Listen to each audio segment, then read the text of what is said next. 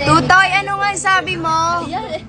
Yung amoy ni Queen Ay. Naiwan po sa kwarto ko. Oh. Ayan, ipakita mo ang gamit ni Queen Ay. Ayan ang gamit ni Queen Ay. Naiiwan yung amoy. Sobrang bango ko yan. Sarap sa itulog ko kahit pagod na pagod ako. Okay, daw na. Para naging ano yun, air freshener baga. Oh. Natuloy, ayaw ko lang sa kwarto. Aba. Okay, kita mo yan. Ang bango talaga. Sobrang mabango yan. Long lasting. Kita nyo yan, nagpapatunay na yan. Si Queen Ay kasi nagstay sa sa Balayan, sa kanilang bahay. So ayun, doon kami nagstay sa room ng batang yan. Tapos hanggang sa umalis na daw si Queen Ay kinabukasan, andun pa rin yung amoy ng Adore.